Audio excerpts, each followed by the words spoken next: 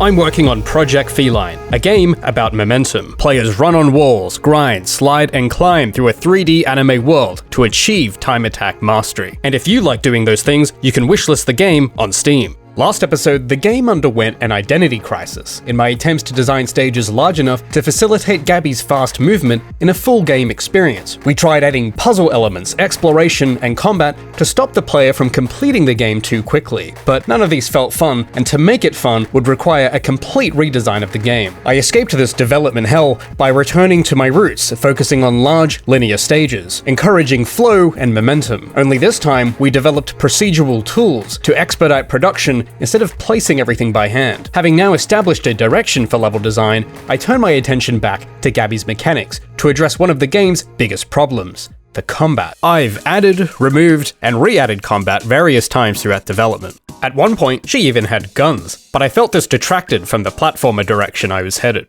As it is currently, Gabi has basic melee combat. While on the ground, Gabi can kick, aggressively launching towards the closest enemy and dealing damage on contact. Consecutive kicks can be performed when mashing the melee button, which will cycle through a few different animations. While attacking, her movement is limited, but she could perform a dodge roll to avoid incoming attacks. Kicks can also be performed in the air to propel her forwards a short distance. My goal with the combat was to make the game less boring by varying the pace and giving players a challenge beyond just going fast. But did it actually work? No. While the combat introduces challenge, it does so by completely disrupting the flow of gameplay. To engage with enemies, she must get down off the walls and stay fixed on the ground, where she is most vulnerable, completely killing her hard-earned momentum. Consequently, players would just avoid combat altogether, and there's not much point in having combat if no one wants to use it. But I knew, if done right, combat could bring a new dimension of fun to these new levels. But how could you do it right? Was there a way to challenge players with combat in a way that complemented the momentum-based movement? To find out, I began a complete overhaul. Real quick, this episode was brought to you by Gabi? Hoodie Gabi is back for a limited time. Shirts, sweatshirts, hoodies, mugs, and more. Collect your Hoodie Gabi today. It supports the channel and the development of Project Feline. Alright, everyone say thanks Gabi for sponsoring the video. Thanks Gabi. I needed to design something that flowed with her existing wall run and grind mechanics. These moves both require her to be airborne, so the idea of creating an airborne attack became very appealing. And it just so happens, in 2017, I created a prototype for a 3D platformer with airborne combat, which I felt would suit Gabi very well. When making a new mechanic, I start by breaking it down into the basic properties, states, and events. So, this was like an old prototype I made. I had this alien character, and the alien character had this type of ability. So those red targets the character can home in on, and it rebounds you off them. So that's what we're gonna make, except we're gonna make it in Unreal with Gabi. So the steps are, you jump. When you're in the air like this, an event should occur where you start checking for targets. Once we have found a target, it starts homing in. Pick viable target. Because out of all of the targets we get, not all of them might be viable, and we can only home into one at a time. Once we have picked the right one, home in. Step 4 is wait for impact. So then when we make contact with it, we'll call that rebound. Then step 6, wait for cooldown. I think that's it. With these steps written down, I could start making variables and writing functions using Unreal Engine's Blueprint visual scripting system.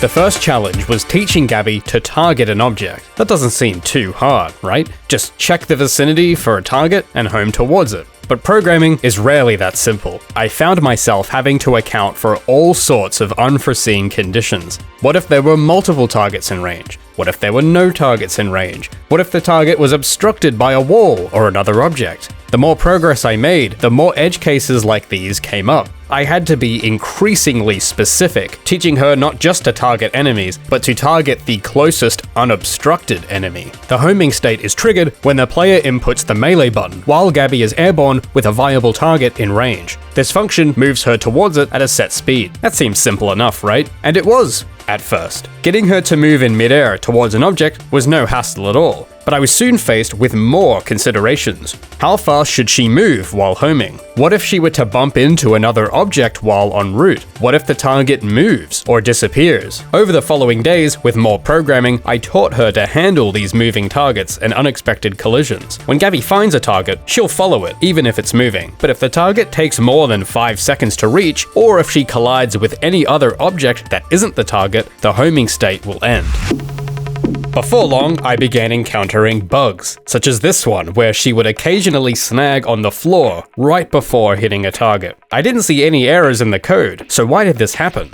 Well, the homing state launches Gabi towards the target's center of mass, but if that target was short, like this little guy, who actually isn't that little, he's the same height as Gabi, then she would scrape the floor before reaching it. That wouldn't be a problem if I also hadn't taught her to stop homing if colliding with anything else besides the target. To solve this, I changed it so she would launch towards the target's top half, rather than the center of mass. I also tried to make grind rails targetable by the homing attack. However, this proved particularly challenging due to the way grind rails work in Project Feline. The target prioritization function didn't work when near multiple rails, and Gabi would often clip inside the rail while homing. But on the rare occasion it did work, it was pretty awesome, and I would like to come back to fix this later if I get time.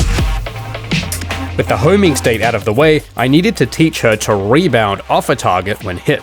This raised questions too. In which direction should she rebound? How fast should she rebound? Should the rebound be influenced by her momentum? Could she perform a wall run, double jump, or another attack after rebounding? I started with the bare minimum first, making sure she recognized when she had hit a target and rebounding upwards on contact. I elected to worry about momentum only after I got this to work. But getting this to work wasn't easy. Once I had got the basics, a bug occurred where the target's collision would sometimes obstruct her trajectory and cancel the rebound. And if the target's collision was square-shaped, like these crates, then she would grab the target's ledge instead. To get around this, I had to do some vector math and collision trickery to prevent her from snagging on a desired target.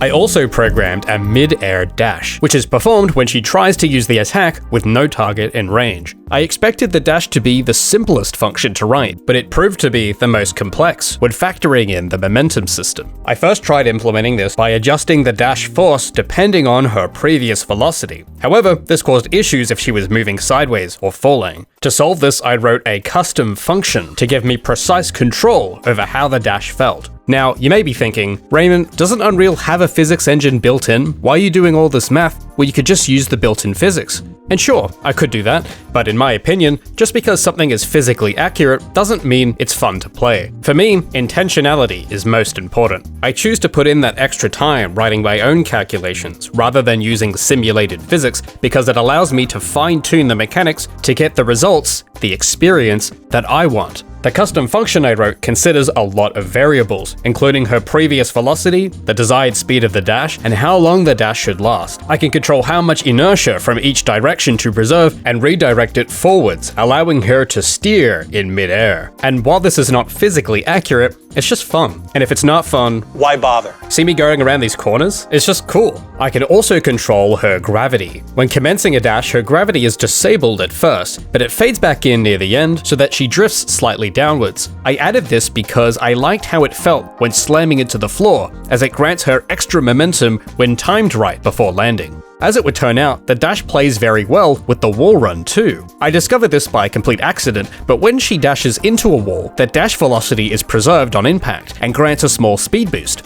Smacking into walls like this was very satisfying. At this point, however, the rebound when hitting enemies looked really jarring as it completely replaced her forward velocity. So I implemented the momentum on this too. But I had to be extra careful here. The preceding homing state adds a lot of velocity so that she could quickly snap to her targets, but I didn't want this velocity inherited by the rebound. So instead, her momentum is restored from before initiating the attack. As previously mentioned, I prioritize control over physical accuracy. So when building this mechanic, I made every property configurable, from the targeting radius, dash speed, rebound direction, and momentum. I can also control a cooldown for how soon this attack can be performed again after rebounding. With these variables, I can make the attack feel slow and floaty or fast and heavy. I can apply animations too, if I had them. And after many weeks of diligent programming, Gabi's combat went from this to this. I felt this new combat better accomplish my goals by serving not only as a combat option, but doubling as a platforming maneuver. By chaining dashes and wall runs together, she can stay in the air even longer than before, using enemies as stepping stones and walls to break her fall. This new combat works surprisingly well with the existing stages, and I'm excited to design new levels around this mechanic in the future. If you like this combat, wishlist Project Feline on Steam and check out the Hoodie Gabi merch available for a limited time. If you've learned something valuable from my journey, consider becoming a YouTube member or patron so I can afford to make more episodes like this one. In return, you'll receive monthly rewards, including regular behind-the-scenes updates, early access to new episodes, and an invite to my private Discord. There's still heaps of stuff I haven't made videos on yet, like new systems, new levels, and new characters. Sorry, I've just been really busy. But if you get a chance, tune into my live stream where I work on stuff that's a bit more recent. In fact, this entire mechanic I just talked about was done on stream, so subscribe and hit that bell, and I'll see you next time.